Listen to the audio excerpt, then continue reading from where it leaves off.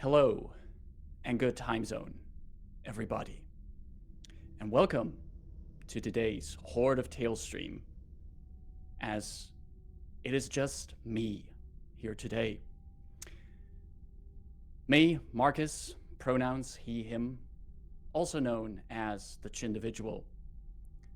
And I am here today to play a game that quite literally, in its title, tells me to not play it.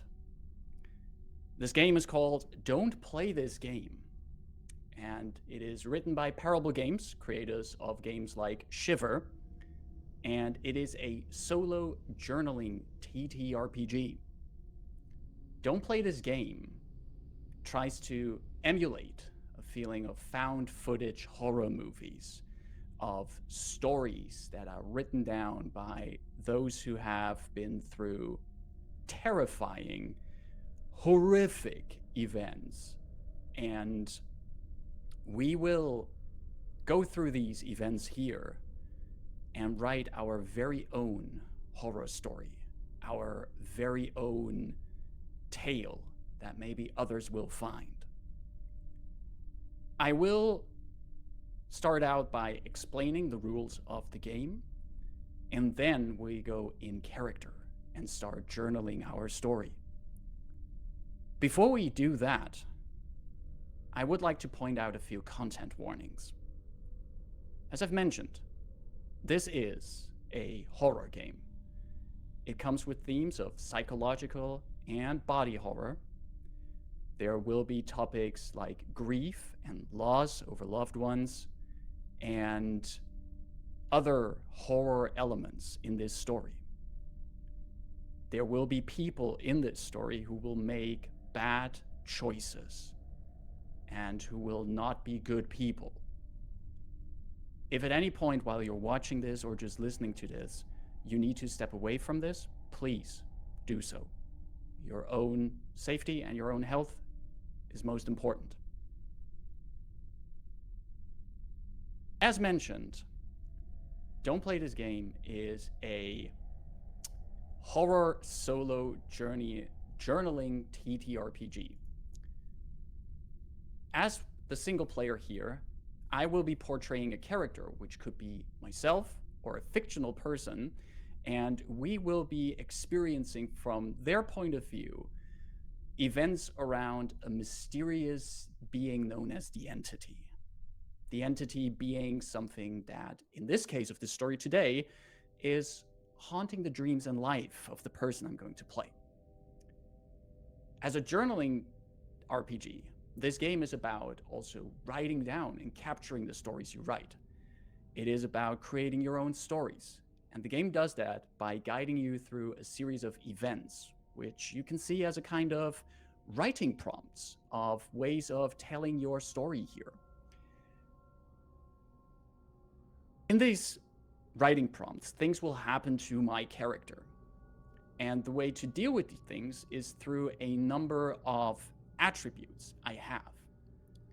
As you can see to the right of me on the screen, I have a few lists here on screen which show the attributes I have. And each attribute is going to go into one of 6 categories, one of 6 types. I will zoom in a little to show you what we have here. And we start out with talents. These are things that my character is good at, things that my character has picked up in life or has really trained. I start out this attempt at surviving the game with 1 talent already, and I've decided that my character is going to have the talent of writing, because I think writing is neat, and I think if I could pick anything to be really, really good at, it's writing. So that's what I pick. Resources are next, and those are the things that could be any kind of object, item, property that we have. Throughout this little story that we're going to tell, I might be gathering things like valuable books or personal items to people dear to me that can help me in overcoming all of this. People who also can help me overcome are my friends. And I start out this story with one friend, Veronica Beaumont, who I have already put here on the list. Friends are people who are dear to my character, who are dear to the person in the story. But the problem is that friends are also people that bad things can happen to. The way that some of these events work can even bring you into a situation where you have to decide if you're going to let something bad happen to a friend of yours. So I am not looking forward to that. Next up are secrets. Secrets are also an attribute here, and we start out without any, but depending on how things go, my character might do things that they don't want other people to know. Terrible things, and those come up under my secrets. I have a feeling that especially these secrets might be something that the entity in this game, the shadowy, strange creature that is tormenting my character, will make use of. Also, something I am not looking forward to. Then we also have fears. I mean, it would not really be a horror game if we would not involve fears in it. This story starts out with giving one fear to my character, and I've picked a very common fear. This one is claustrophobia in narrow spaces, and my character will not be a fan of being in closed up, narrow confines, and being in those places for too long. And last but not least, and maybe something that is personally my favorite attribute to have, are artifacts. Artifacts are items that have power with them. Think about them as a kind of magical items that I can come upon that could influence my chances against the entity. And these items will be going on my list for artifacts. So those are my 6 lists of things that I'm picking up throughout the game. And I will be adding them here. I will put them on screen whenever I add something new, or if I lose something in this story. These 6 lists are not the only thing I'm keeping track of in this case. I also have a number of life points that I can lose throughout the various prompts. Whenever something happens to my character, something that causes them pain in whatever form, or that is a very significant setback for them, the character loses 1 or even multiple life points. And if at any point in this playthrough my character hits 0 life points, it's over. Then that means I should have listened to the very name of this game and should have not played it, because all I brought upon my character that I'm going to play was ruin. The flow of this game is that we will be going through a series of events. In the version of this game that has been provided to me by Parable Games, we have a linear sequence of events that we are going through. And in the full version of the game, which is currently up on Kickstarter, we'll be posting a link later in chat and in the video below, there will be more choice in the events. There might be a little bit of randomness of going from event to event, but for this game, we will have a fixed series of events we're going through. Talking about these events, let us get to starting with the very first event on our playthrough. We will be going through from event to event, and I will be narrating elements of them in character for my character. And whenever we have to make choices or pick up things, we might break in character a little bit and go out of character. But for now, let us start with event number 1. Tragedy strikes.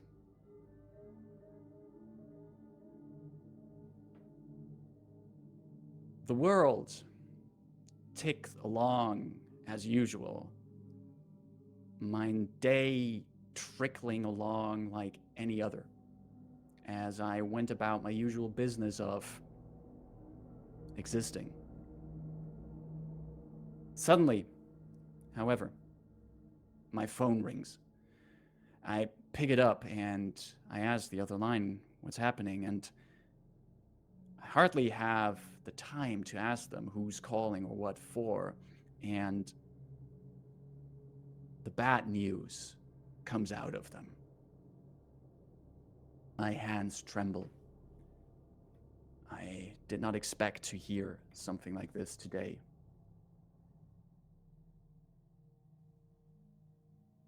A person, way back from my high school days, someone that I regularly was still keeping in touch with, casual friend, someone who would come over to my place a few times a year to kick back, have a few drinks, talk about the good old days, has gone missing. They've been gone for already 2 days.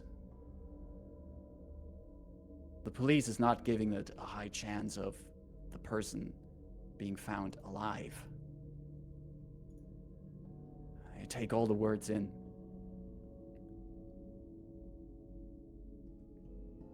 For a strange moment, I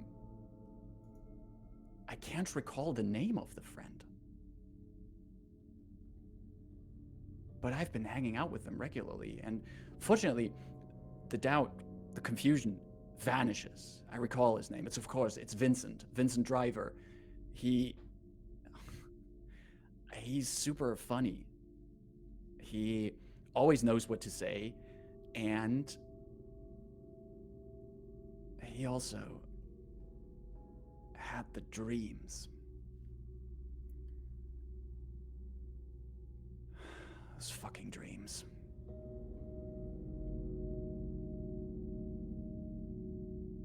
I decide to call up a few other friends. We all heard the news that Vincent is gone, is missing. Some of us are actually have joined up with groups that try to go looking for him. We've called up other people who might know where Vincent would have headed to, but no luck. No leads. No signs of where he could have vanished. After a few days of this, I decide to meet up with another friend of mine. Her name's Dana Williams. She also was part of our high school clique of friends. We known each other since our awkward years. She's seen me in the most awkward places, almost awkward situations. And now we share this hard moment with each other. We both were good friends of Vincent. And just like Vincent and me, Dana had the dreams. We sit in the bar, both of us, a beer in front of us, the foam slowly bubbling away. And Dana just asks me if I have been having the dreams again. I say I haven't. She just nods. We eventually go home.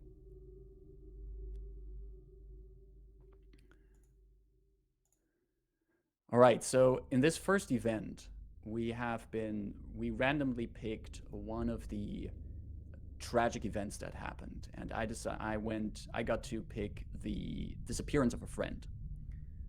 However, we also had to, according to this event, attend a kind of memorial service, a way to mourn what has happened. That was this getting together with other friends, trying to find our missing friends, and just bringing up back memories. And during that, we also encounter one of our other friends, and that is Dana Williams. And the prompt, the event tells us to add them as a friend to our list. We're going to do just that because we have been given permission to do that. I wonder when we will meet Veronica in here, if we will meet her in some scene in the future. But for now, we have an additional friend on our list in the form of Dana Williams.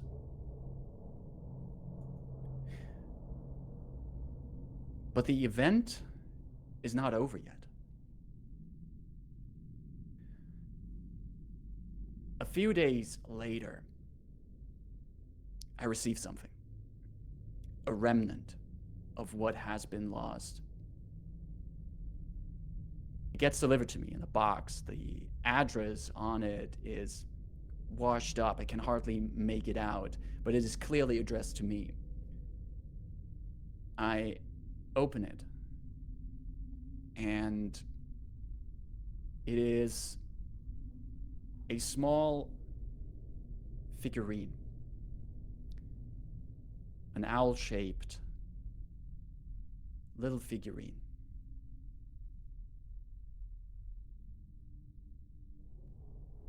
I knew who this belonged to. This was Vincent's. We all have our little owls, and this was Vincent's. How did this end up with me? Wait, I look again on the box. Is the address clear? Can I make anything out who has sent this? But nothing is clear on there. There are no other indications of where this package might have come from, but this is Vincent's owl. I don't know what's happening, but I have a feeling it has to do with the dreams of my past. For this final part of the first event, we've received an item, and we can add this as our artifact. As I've shown here, I have this actually as a physical little owl over here. For people who know me a little bit better, as a person, as Markus, big fan of owls. I have a lot of little owl things, and this is one of them. But for the purposes of this story, it is Vincent's owl, and we can add that to our artifacts, which I am going to do on our little virtual tabletop. This is Vincent's owl statuette? Is that what you call them? I'm not sure. But for the purposes of this story, that is what we're going to call them. Let's take a look at the rest. So this has been the first event. We have established that my friend Vincent has gone missing. We have touched base with Dana Williams, another friend of mine who is added to my list of friends that I have available. And we have received the artifact of Vincent's little owl statue. We still have all the life points. There has not been any move by the entity yet. But bad things are already coming for the character I'm portraying in this story. Shall we move on to the next event? I think there is no point in lingering. Let us press on to event number 2. Disturbing dream.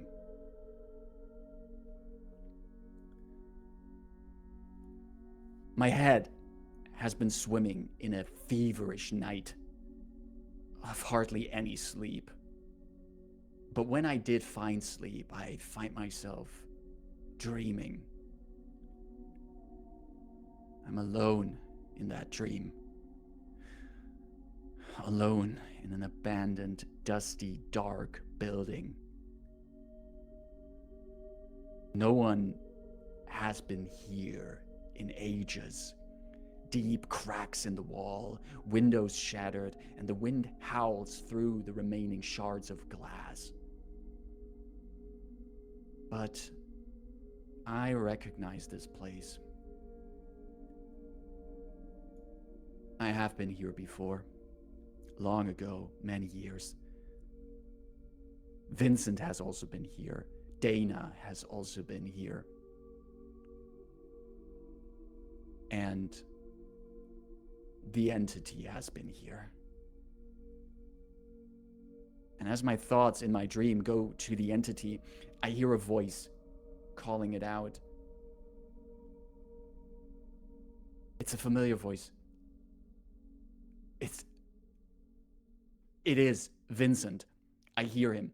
I rush in my dreams through the old cracking corridors, the floorboard underneath my feet creaking almost as if me stepping on it causes it pain. And I get closer and closer to the wall, to the location of the voice. And there I see Vincent. He is pale. He looks exhausted, tired, and with big wide eyes, he looks at me. But there's also a smile on his face. I smile back at him. There's recognition. I kneel down. I ask him what happened. I asked him how he got here. And while words keep coming out of my mouth, he's just shaking his head at me. He's just going, I cannot be here. That's what he's saying. And then he takes my hand. It's cold. His hand is cold. And then he smiles one last time at me. And as I wake, I hold another object in my hand. Tears over it. Tears that have fallen from my own eyes.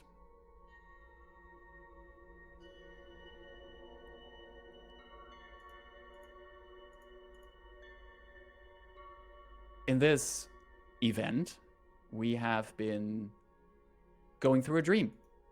And the event is structured in 3 different sections, where at first we decide we pick a location where this happens. And the game itself provides us a list of possible locations we can use from. I freestyled them a little bit here and went for an abandoned old building, but there's also other locations in the book that you can use for that. There's a lot of nice random tables that you can use, which I find really help with these kind of journaling games. We can also add another friend here, and we have already introduced Vincent Driver earlier on as the missing person, and now we've seen him in our dream, and we can add him as a friend. But what does that mean that we now have our old friend in a dream with us? Well, we can add Vincent Driver to our friends, our dream friend, as it were, right now. Also, as described there, towards the end, Vincent took my character's hand, and we did, we held hands for a moment, and when my character woke up, there was an item in here. And I can add another artifact to it. Now the game, this is one of the parts of the game where the game asks you to try and draw the item you have. And this is something that Don't Play This Game does at various points. It asks you to either draw the item or go outside to make pictures of a location.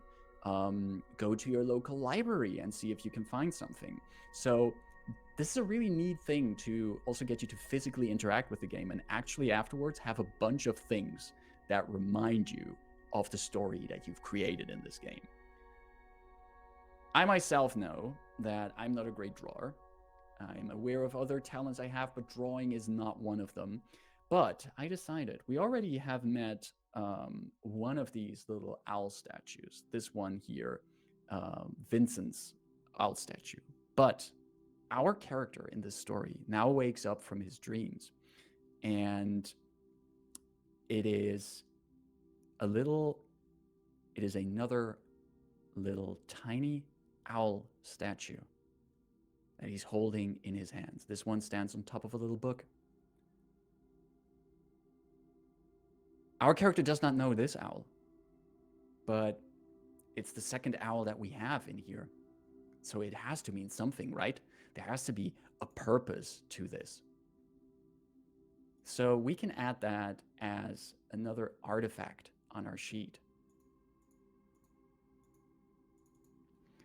And this is going to be our Dream Owl.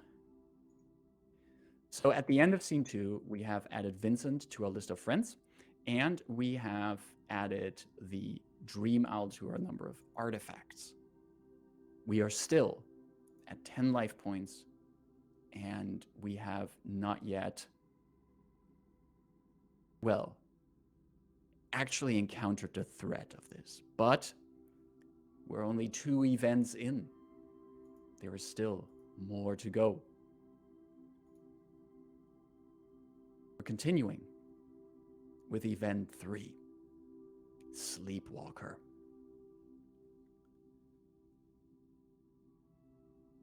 After my last restless night, after questioning myself for an entire day where this other owl has come from, the next night, I find sleep within a millisecond.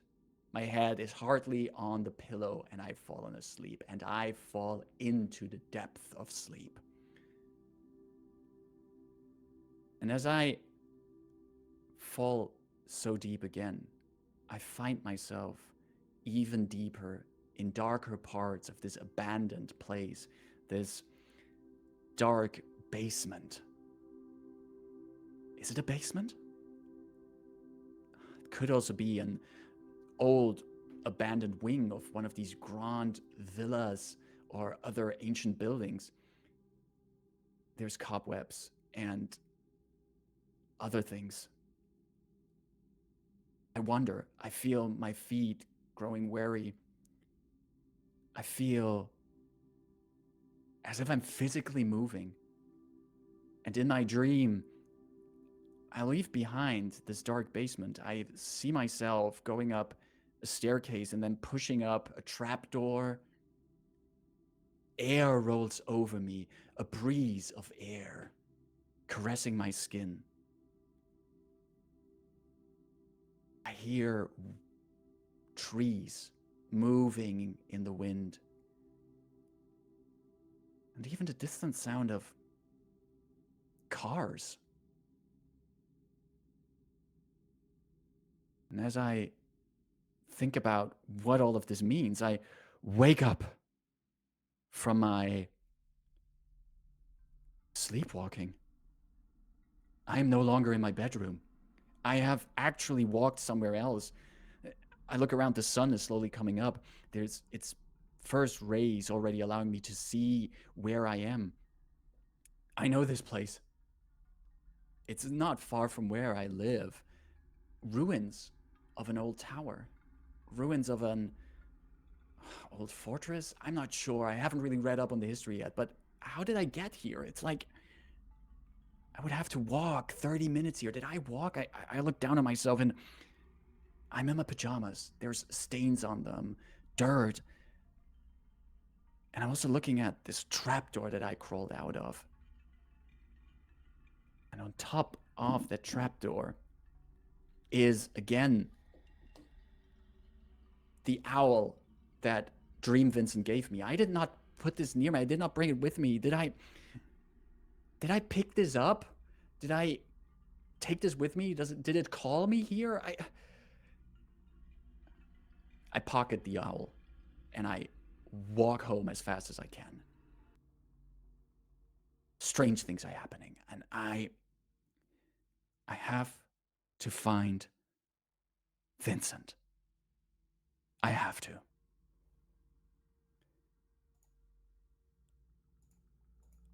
Now, in this event, we have a first time where we're going to roll if we are going to lose life points, because we are exhausted from this sleepwalking experience.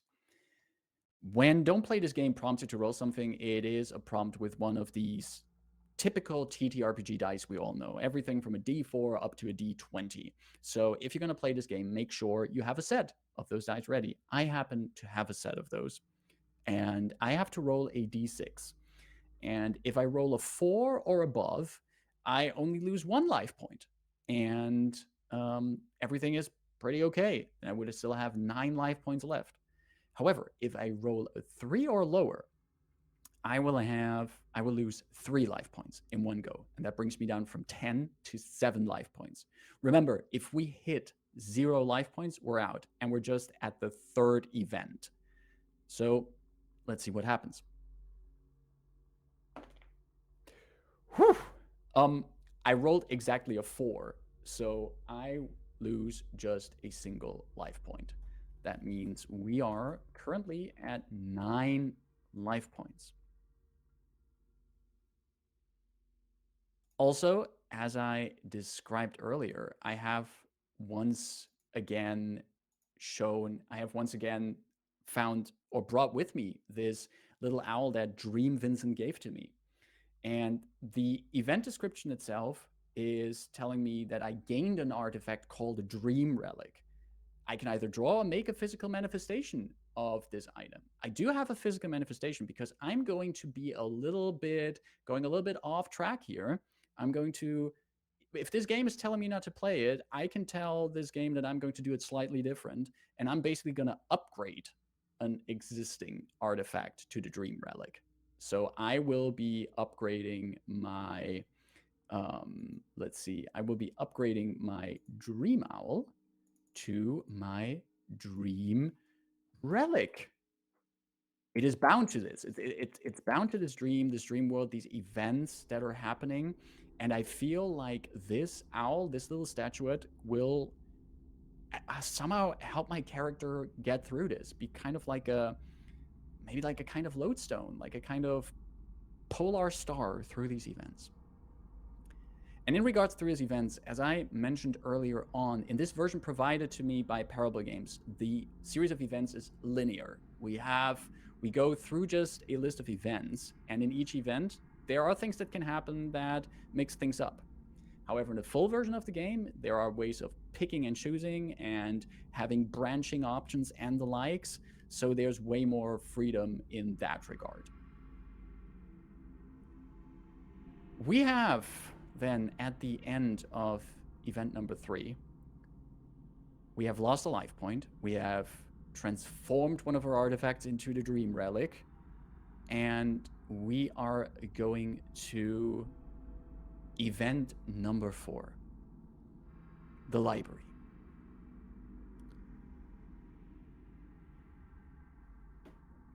It takes me a while to gather my thoughts and think about events that have happened in these past weeks. First, Vincent disappeared. Then I see him in a dream that I haven't had in a long, long time. A dream that both Vincent, William, and Dana and I had. Dreams in which we, all 3 of us, encountered an entity that haunted us, terrorized us, but we found a way of pushing it back. We thought we had pushed it back. And now Vincent has disappeared, and he is in my dreams, and he's handing me... I receive his owl. I have a new owl in my possession. Apparently, whatever we did in our past to keep this entity back didn't work.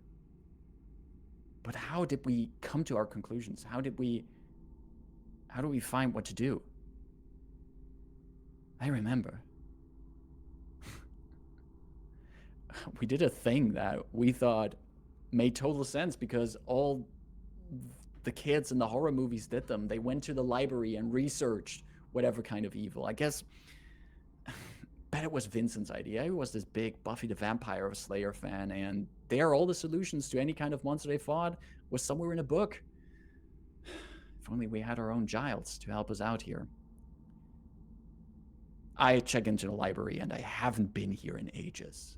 I mean, I like to read from time to time, but I got my books on an e-reader or an audiobook. But it kind of feels comfortable being back at the library, finding out things, going through the archives, going through the newspapers. And I search through them. And I find these old newspaper articles.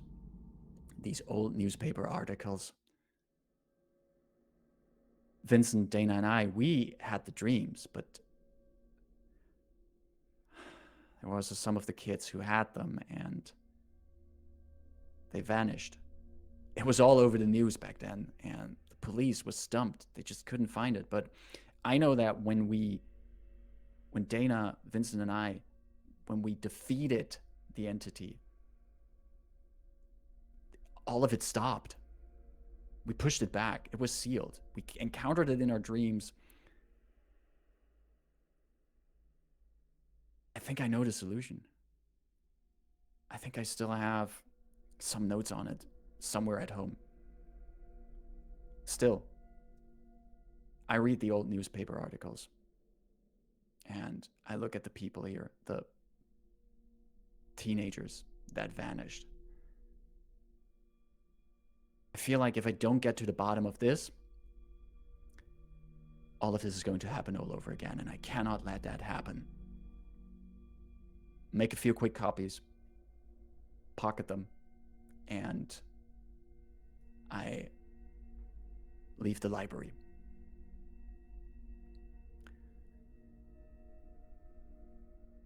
Now, this event is actually one of those events that, according by the book, can ask you to actually go to your local library. In the event itself, it does say that you can go to your local library, find a book, newspaper article, or other piece of information that could help your investigation into the entity. Take a picture or copy and extract into your records and add research to your resources.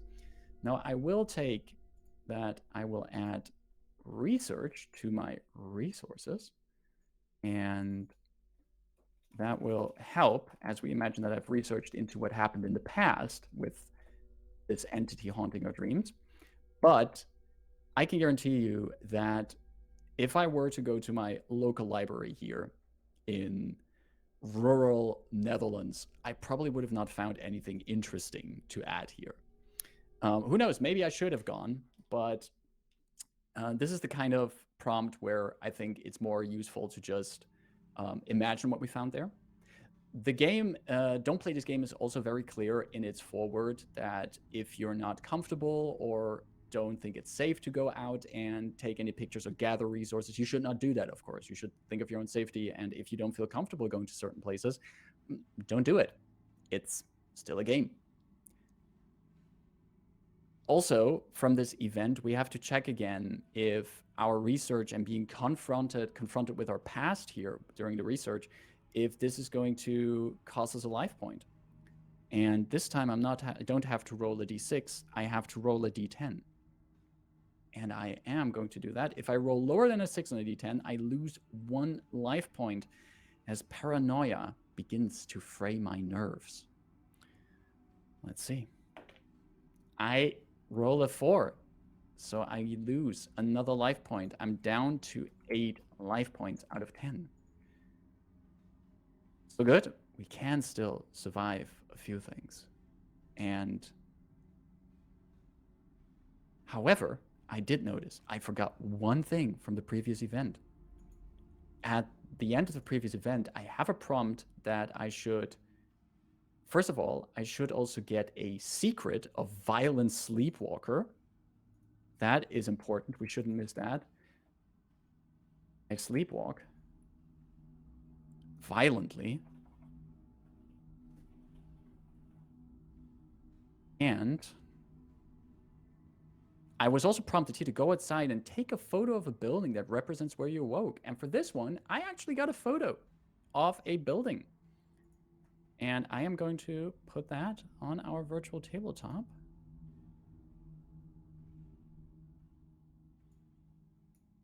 Just gonna put that right there, making it also a little bit bigger.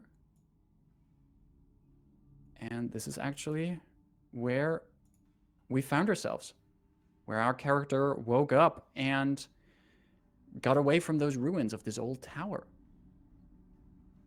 It was fun to get a picture of that.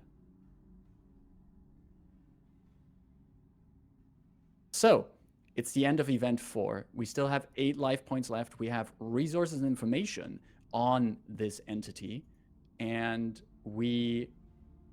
how we might be able to have a chance against it. Let's see if anything interesting will happen in Event 5, which is titled Panicked Phone Call. Late at night, and after days of restless sleep, of me actually fearing going into the dreams, I am pulled from whatever shred of sleep I could find by a phone call. My phone buzzes and vibrates, and I pick it up. I hear there's wild breathing, there, anxiety, stress. I try to calm the other person down, and it's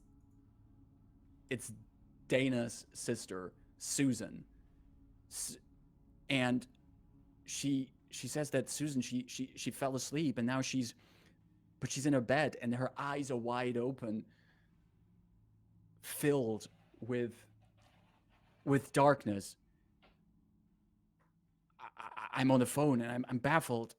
This hadn't happened in the past. This has not happened to any of us who had these dreams. Susan tells me that Dana is just rambling. She can't make it out, and she begs me to help her, but I don't know what to do. I don't know how much time I have, and this is a point in the game where we will see that one of the people that we have on our friends list here can have something terrible happen to them. The game puts it down to a coin flip. I will put it down to a roll of a d4. If I roll an even number on this roll, Dana is safe. We can find a solution to her situation.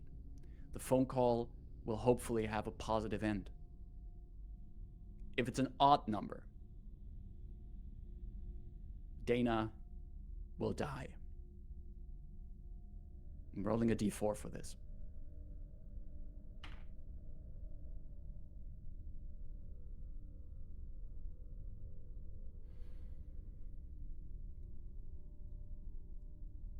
Susan, Dana's sister, keeps telling me I should hurry, I should get over here. Whatever thing I remember from these past incidents, she knows that also Dana had these dreams. She was scared for her back then as well. And now she sees her sister there, eyes filled with inky darkness, rambling words she can't make out. And then Dana goes silent. The darkness vanishes from her eyes. And she stops breathing. Susan stammers something on the phone. I ask her what is happening. She should tell me what is happening. I ask her, is everything fine with Dana? And then she hangs up.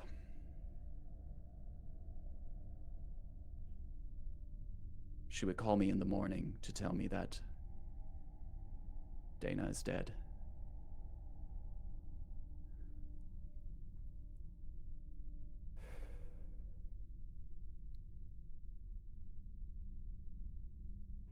Well,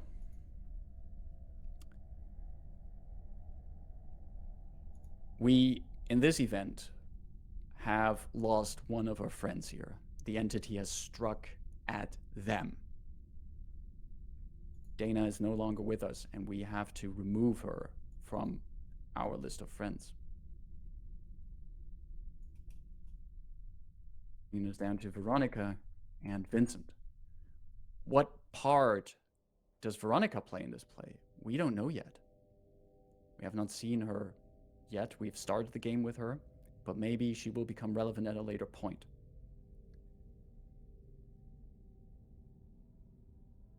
I feel like these kind of events in solo journaling TTRPGs are, for me, always a little bit interesting, because I've played a few journaling tabletop RPGs, like, for example, 1,000 Year of Vampire, where you also have connections with mortals and other characters, and at points in the game you lose these people. And as someone who, when I start thinking up these stories about characters and stories about the people my characters know, I can get pretty invested in characters. For this little show here, I had an idea of how, like, Dana is my character's good friend from the past and they can relate to each other because they both had these weird dreams. I think there's a lot of friendship behind that. And even though we haven't seen all of that in this actual play here, it's still something that was playing in my head. And now, through things in the game, we have lost that character. I do find that sometimes a little bit hard. But them's the rules of the game. And who knows what we can do to make it worth it and make sure that none of this was for nothing.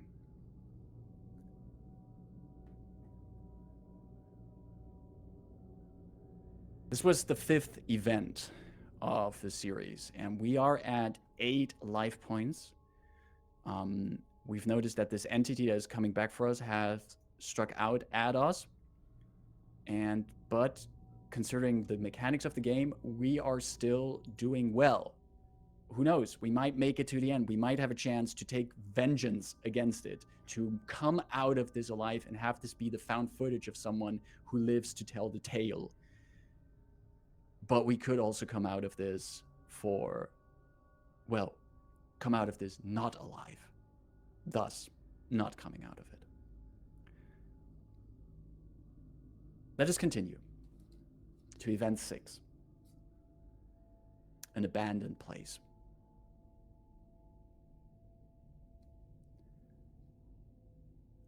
Ever since I sleepwalked over to the ruins in my town, I have been considering of going back. But I wanted to go back prepared. I went to the library to research. I went up to my attic and found old notes we had, things we found about similar events that happened even further in the past, in the 18th and 19th century, old evils that were bound to even older places, utilizing older magic. Much of it was not what we were looking for. But I wanted to make sure that I had all the options open, that I was ready to face the return of the entity. All of that changed when Dana died. When I realized how whatever this vile creature is can reach out and just get us. I've practically been meditating with this dream relic, this little owl. And I feel like it has been telling me to go back to where I sleepwalked. It brought me there. I think this item, this relic of my dreams brought me there. And if that's true, Vincent brought me there. So I wander. I go back to the ruins. And I find a trapdoor.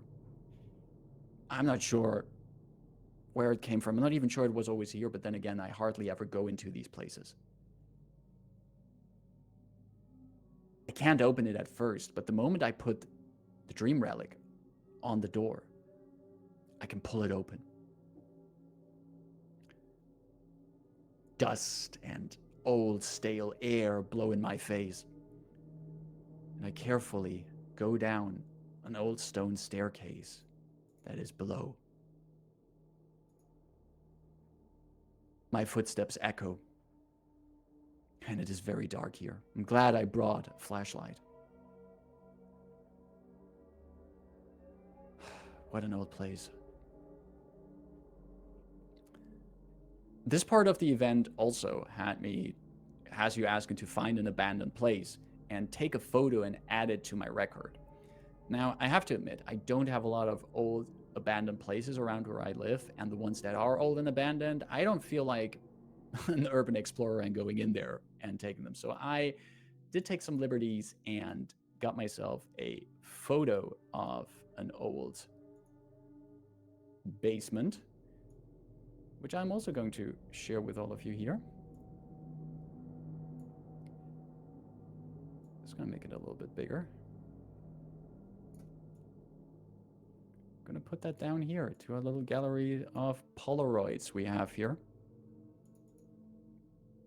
This is the basement that I go into, beneath that tower that I had found first.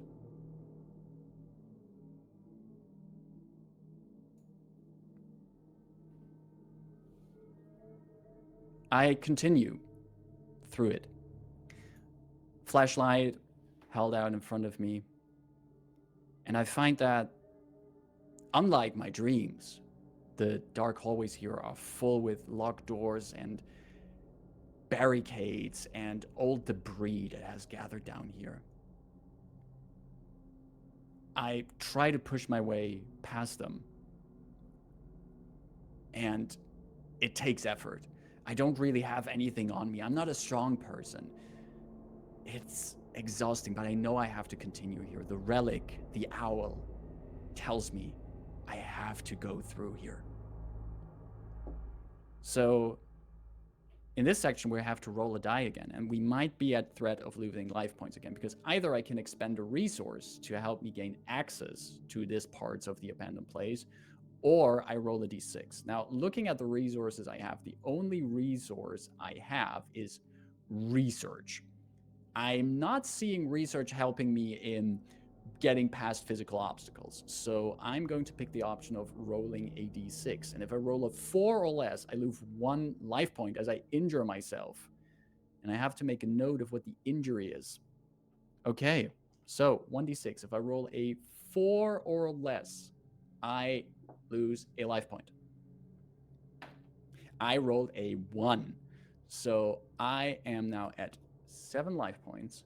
And I would say that as I try to move some parts of a collapsed wall out of my way, I just really ugly cut my right hand, like a really ugly cut over my right hand.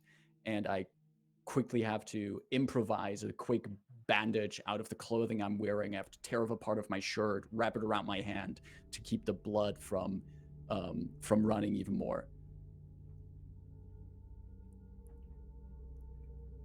But at least we're past these obstacles.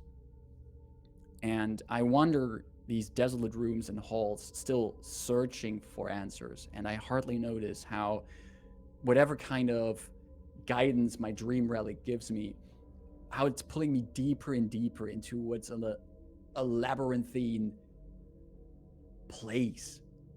I lose track of which hallway I walked down. I don't know if I went left or right. I don't even know for how long I've been walking. When I try to trace my steps back, the corridors behind me have changed. Like someone keeps changing the layout of this place. Have I fallen asleep again?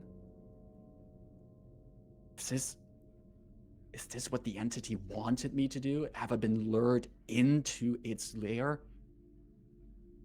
My breathing accelerates and sweat starts gathering on my forehead. So we notice that we're getting later and later into the events because we have another point where we have to roll if we are losing a life point because of these shifting environments are gnawing at our understanding of reality. We're doubting what we're seeing, doubting our own perceptions, our own faculties. And I have to roll a d10. And if I roll a 7 or under, I lose 1 life point. Like, I'm going to say, I'm not the brightest at math, but I'm going to say that rolling a 7 or under on a d10, that means I have a 70% chance of losing a life point. So let's go. I rolled a 3. So I lose another life point, and I am at 6 life points, 6 out of 10, as my character is drained by this place. It is confusing. It is such a bizarre place. And he starts to question if he should have ever come here.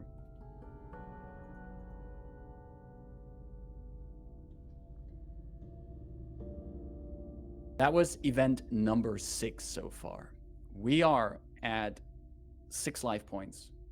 We have still talents, resources. We have a few friends. One of them, Vincent, being the one we're looking for. We're trying to find him down here and get him out of the clutches of this entity. We have the secret of being a violent sleepwalker, still a fear of narrow spaces. And there's 2 owl statuettes that we have. One of them that was sent to us in the mail, the one that belonged to Vincent, and the other one that we upgraded to our dream relic that Dream Vincent gave to us earlier on. And we are currently exploring this dark basement down here that we entered through a trapdoor in these ruins.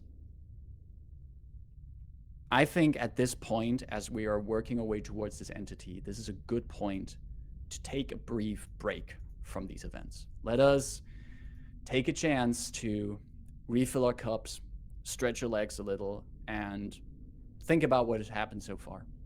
Think about what is going to happen.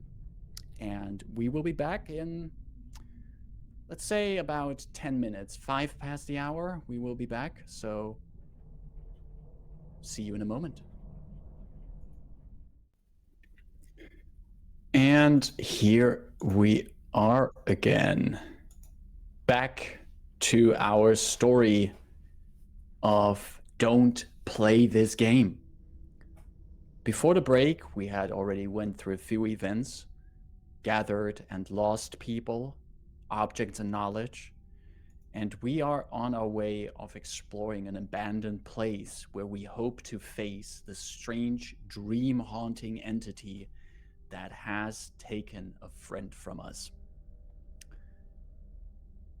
We are at event number 7, an exchange. I have been wandering through this labyrinthine, underground, abandoned place. Darkness and dust around me, but also the strange sensation of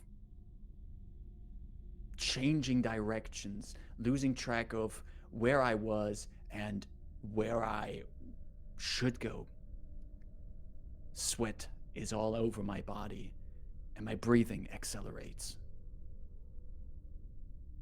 However, as I take one turn, a dark open maw appears before me, carved into the surface of the wall like an open wound. Something whispers to me. A distant, sweet voice, offering help. For a prize, of course.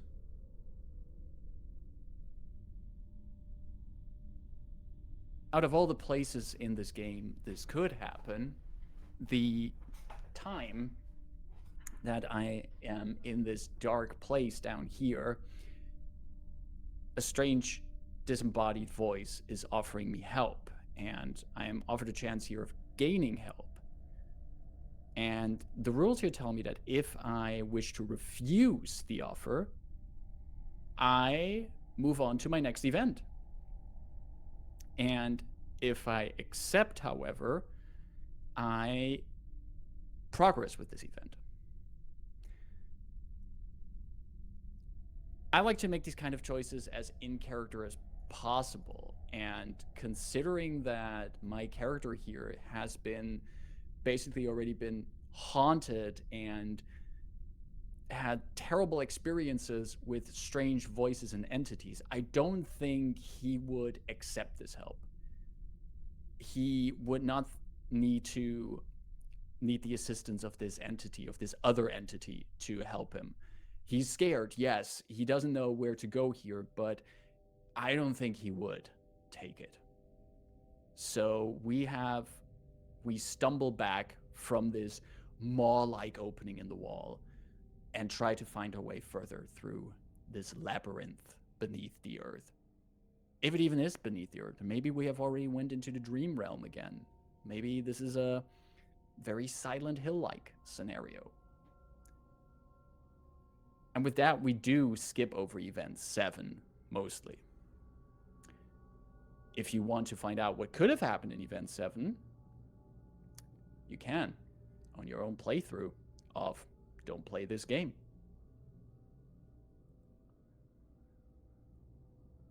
That brings us to Event 8, the tunnel.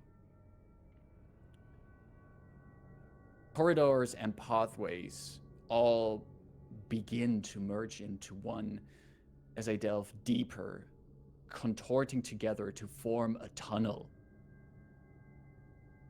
It's where most of the other hallways here looked like abandoned but regular hallways and buildings. Now the tunnel becomes circular shaped, as if I'm in the gigantic veins of the earth themselves. The walls are also wet with moisture. I can hear dripping of water in front of me and behind me. But at no point did I have any indication that I was crossing from a man-made building into natural caves. It all just happened. The air is also colder, and my breath becomes visible. I feel as if something terrifying is close. This feeling in my stomach and this sensation as if something is watching me. I know what it is. It's the entity. I can see its slinking form ahead of me, vanishing into the shadows, taunting me to go after it. Of course I do. And at the end of this circular tunnel, there is a door, slightly ajar. I can face it from here. All I have to do is open this door. But am I ready?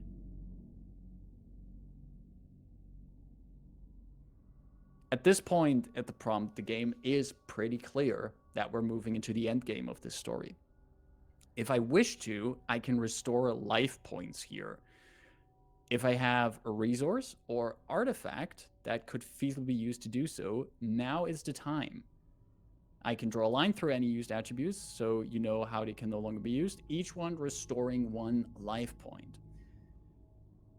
Let's look at my list. So the artifacts I do have are Vincent's owl statue and my own dream relic. I don't think I want to use either of these because I feel like my character would think that if they find Vincent, they want to give back this statue to him, his owl back to him.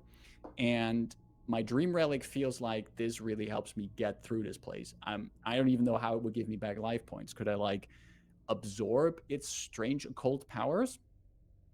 I don't think so.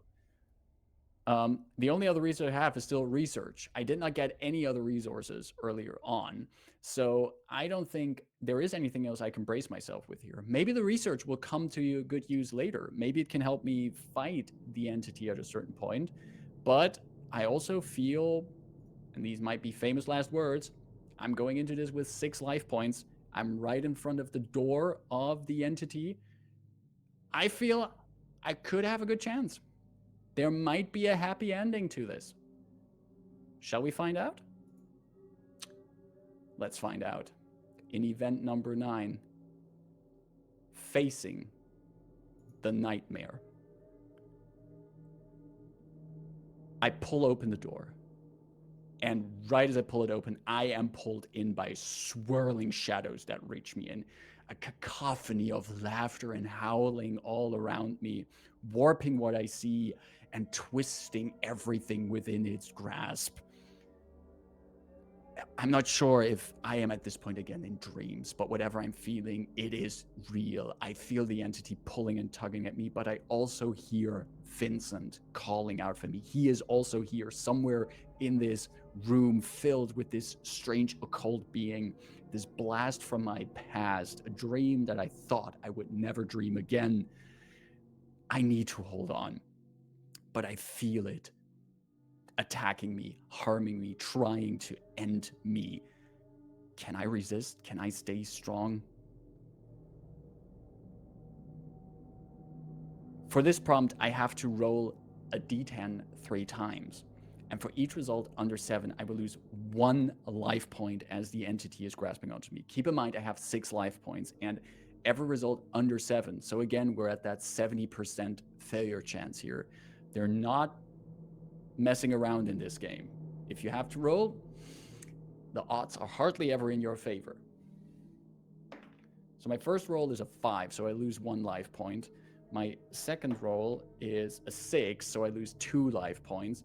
And my third roll is a 4. I lose 3 life points. I am down from 6 life points to 3 life points as the entity is just that is just hacking into me, is tearing me apart. But as I can feel and hear I can hear Vincent here. He's calling out to me. He wants me to help, and I need to hold on just a little longer. I need to see this through. I am so close. And we're already at the event number 10, fighting back. I'm resisting and fighting the entity as well as I can, but I need to break through its influence. I need to push against it and see if I can prevail. This event is less prompt and more dice rolling to see how well I progress in this. To defeat the entity and be free of its influence, I must succeed in a number of dice rolls. They must be rolled in the following order, smallest to largest. You can only move on to the next dice when you have met the conditions of the previous roll. Each time you fail a roll, you lose 1 life point. So for the first one, I need to roll a d4 and I need to roll a 3 or 4. I can only move on to the next roll if I roll a 3 or 4. Every time I don't do that, I lose a life point. Keep in mind, I only have 3 life points left. So in this first roll, I have a 50-50 chance of succeeding. Rolling that d4, it's a 4. Great. We're moving on to the next one, which is a d6. I have to roll an even number on a d6. Again, 50-50 chance. I'm feeling good.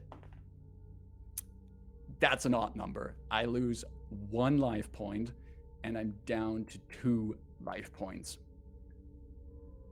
So I have to roll this again before I can pass on, move on to the next stage. So I'm at 2 life points at this point.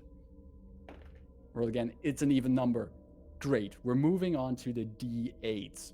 And on the d8s, I have to roll a 6 or higher to go on. And I still have 2 life points left. We have to go all the way up to a d20.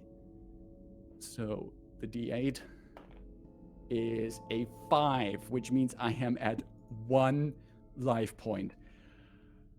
The entity keeps tearing into me. I try to reach out for Vincent. I hold both of these little owls. I hold them in my hands. I try to draw power from them. We need to end this thing. We need to go through it. One more time with the d8. See if I can roll a 6 or higher.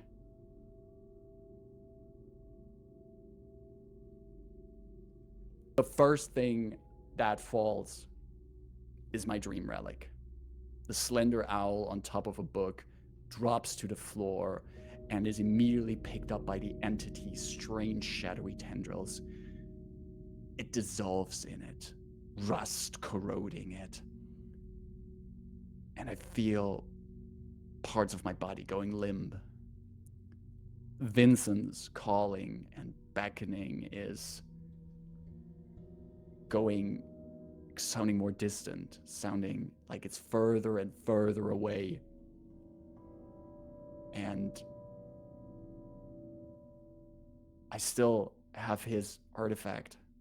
I still have his owl. And I draw upon it. I draw out of it, calling out to him. But it is too late. Darkness surrounds me. Darkness is all that is left for me.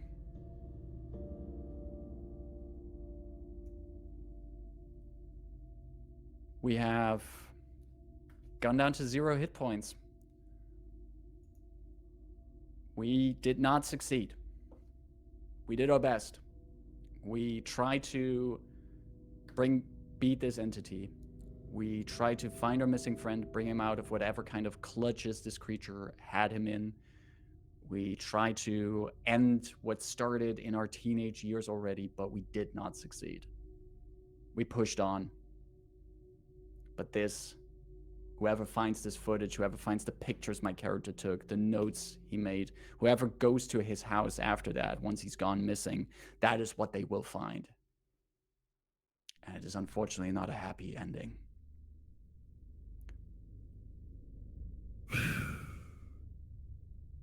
Well, they told me to not play this game, but I did.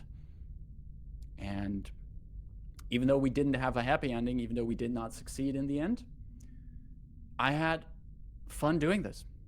I'm a big fan of journaling RPGs. I love to roll different prompts, think about things, and see how I would describe them. I think journaling RPGs are a great way to get the creative juices flowing, great writing exercises as well, and I do 100% believe that Don't Play This Game is absolutely a great way of doing just that. So if you are looking for inspiration for your own stories, horror stories to tell, as we also go into Spooky Month, and after Spooky Month, it's November, and for all of you writing fans, that means NaNoWriMo.